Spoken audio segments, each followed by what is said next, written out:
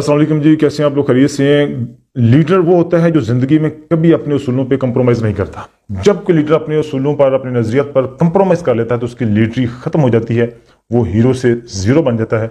जब आप किसी के एजेंडा पर इख्तिदार में आते हैं तो उनके शराइत पर अमल करना फिर लाजमी हो जाता है।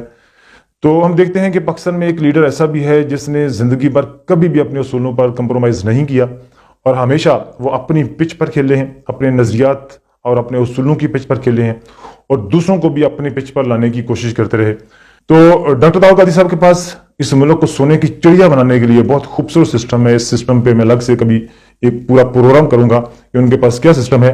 तो मैं आज आपको ये बताने लगा हूं कि डॉक्टर दाऊद कादी साहब ने जनरल ज़ियाउल हक साहब को भी, जनरल मुशर्रफ को भी और जनरल रहील साहब को भी तवील मुलाकातों में जो है ना वो मुतबादल सिस्टम देने की कोशिश की, लेकिन उन्होंने इस पर अमल न किया।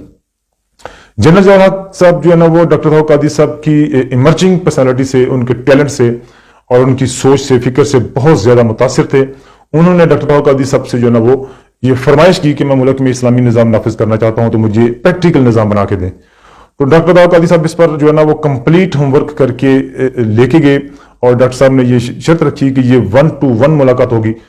गवर्नर हाउस लाहौर में इस मुलाकात का एहतमाम किया गया और इस मुलाकात के दौरान गवर्नर पंजाब को भी जो है ना वो उठ के बाहर जाना पड़ा।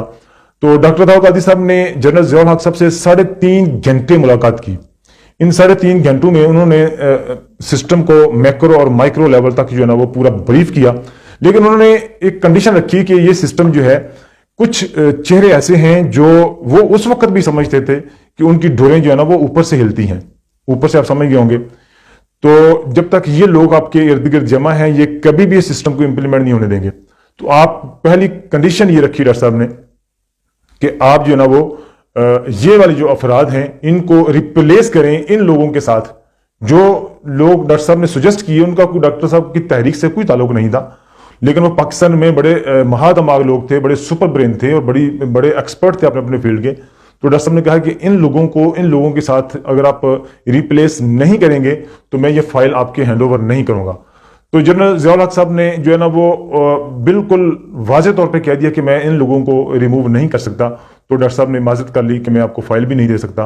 तो वहीं से उठ के जो है ना वो डॉक्टर साहब जो है ना वो बाहर आ गए। फिर बाद में उसी मुलाकात में जनरल ज़ियाउल हक साहब ने इस खदशे का इज़हार किया कि कहीं ये शख्स जो है ना वो पॉलिटिक्स में ना आ जाए, कल को कहीं ये इस मुल्क में कोई इनकलाब बपा ना कर दे। यानी कि जनरल ज़ियाउल हक साहब भी डॉक्टर दाऊद कादी साहब के टैलेंट से और उनके इनकलाबी नज़रिया से बहुत ज़्यादा खौफ थे। तो उन्होंने डॉक्टर दाऊद कादी साहब को स्ट्रीमलाइन करने के लिए, अपनी कैबिनेट का हिस्सा बनाने के लिए उनको बहुत सारी ऑफर्स की। उनको वजीर तलीम बनाने की भी ऑफर की, उनको वजीर कानून बनाने की ऑफर की, उनको जो है ना वो काजी जो कोर्ट उन्होंने शुरू की उसका चेयरमैन बनाने की भी ऑफर की, उनको सफीर की भी ऑफर की। लेकिन डॉक्टर दाऊद कादी साहब ने तमाम ऑफर्स जो है ना वो शुक्रिया के साथ ठुकरा दी। उसके बाद जनरल मुशर्रफ की तरफ हम आते हैं। जनरल मुशर्रफ को जो 7 पॉइंट एजेंडा जो फाइनल किया था, उस एजेंडे को फाइनल करने में सबसे ज्यादा जो कंट्रीब्यूशन थी वो डॉक्टर दाऊद कादी साहब की थी।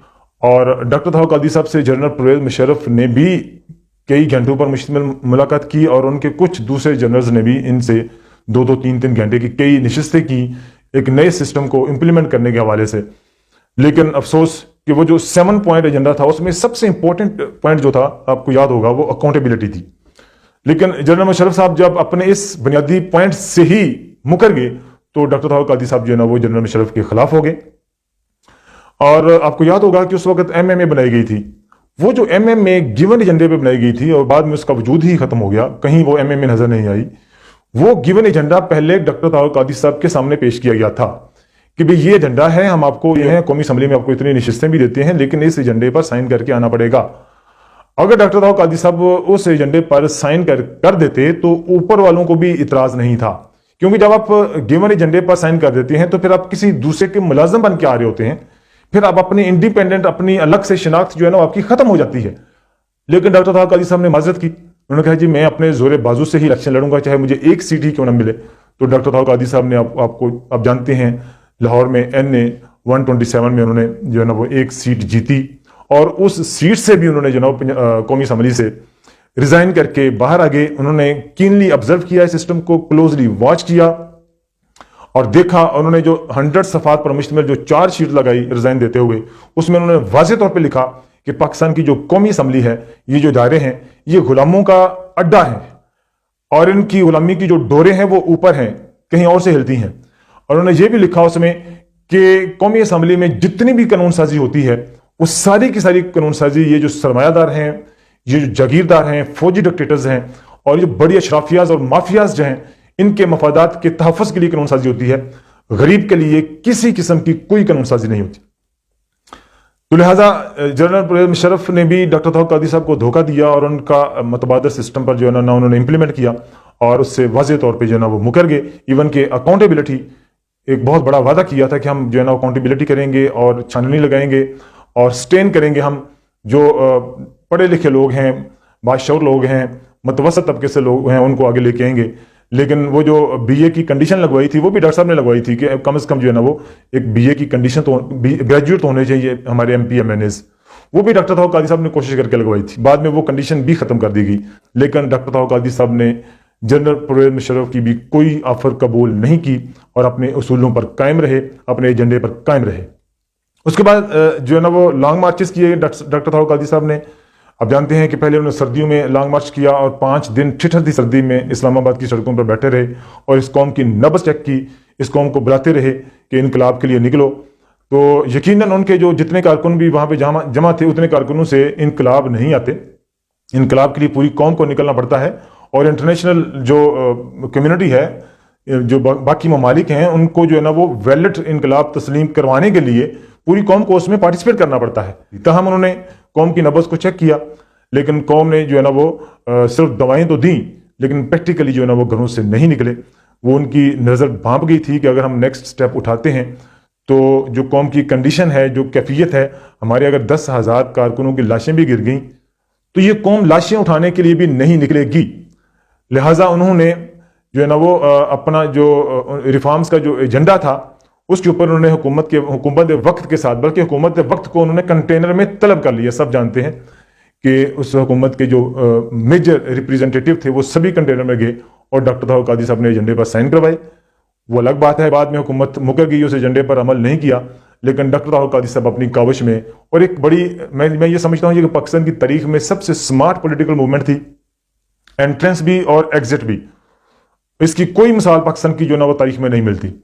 तो डॉक्टर तौहीद कादरी साहब जो है ना अपने मिशन में सुरखरू हुए, उन्होंने रिफॉर्म्स के एजेंडे पर साइन करवाए।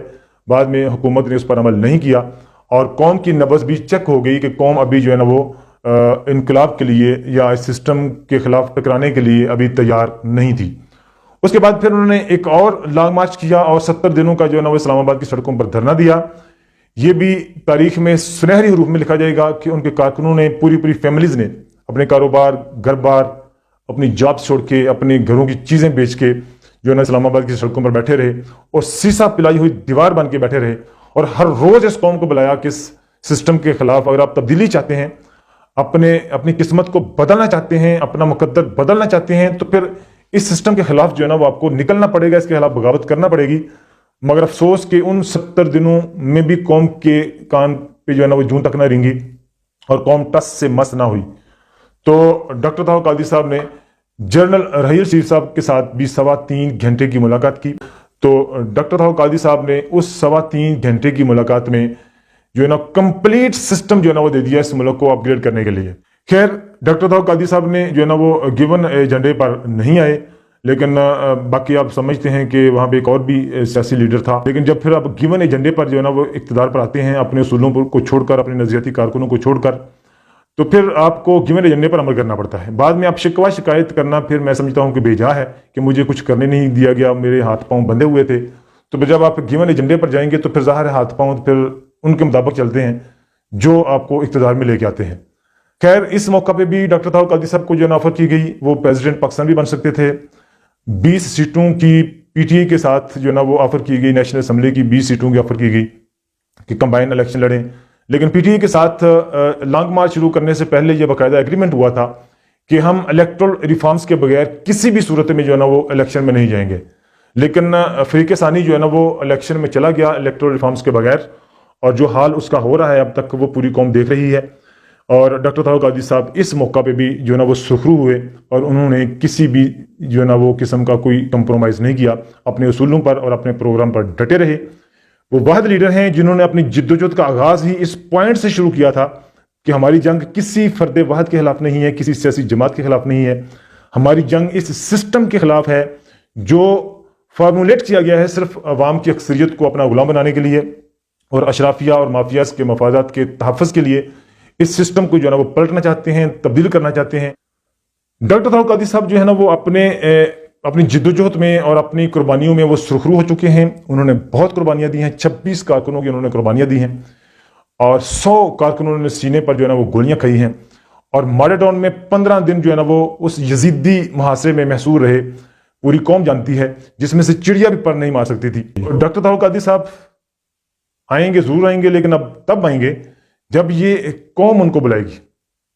وہ کینیڈا میں بیٹھ کے جو تصنیف و تالیف کا کام کر رہے ہیں، انہوں نے 20 بلکہ سینکڑوں کتب لکھ دی ہیں، وہاں بیٹھ کے بڑی بڑی کئی جلدوں پر مشتمل کتب لکھ دی ہیں۔ قرآن پہ کام کیا ہے، حدیث پہ کام کیا، انہوں نے قرآن کی جو انہوں نے عربی میں تفسیر لکھی ہے، انہوں نے 20 جلدوں پر مشتمل، 40 جلدوں پر انہوں نے حدیث پر کمپینڈیم تیار کیا ہے، 8 جلدوں پر مشتمل انہوں نے ایک تاریخی کام کیا ہے، قرآن کی انسائیکلوپیڈیا تیار کیا ہے۔ اس کے علاوہ انہوں نے ٹیررزم کے خلاف جنگ لڑی ہے، انہوں نے یورپ کے اندر، جو ویسٹ نے اور صہیونی طاقتوں نے اسلام کو بدنام کرنے کے لیے 9/11 کی آڑ میں اسلام کے اوپر دہشت گردی کا لیبل لگانے کے لیے ایک باقاعدہ منظم کمپین شروع کی۔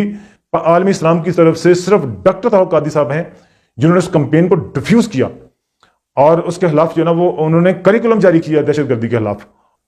تو ڈاکٹر طاہر القادری صاحب جو ہے نا وہ ایک بہت بڑا مہا دماغ ہیں، سپر برین ہے، اور یاد رکھیں کہ ایک سپر برین ہوتا ہے اگر کسی قوم کو مل جائے تو اس قوم کا مقدر بدل دیتا ہے۔ جیسے ملائیشیا کی قوم جو ہے وہ ایشیا میں چائنا کے بعد دوسری کرپٹ ترین قوم تھی، تو اس قوم کو ڈاکٹر مہاتیر محمد کی صورت میں ایک سپر برین مل گیا تھا، اور اس نے دیکھتے ہی دیکھتے 5 سال میں ملائیشیا کو ایشین ٹائگر بنا دیا تھا۔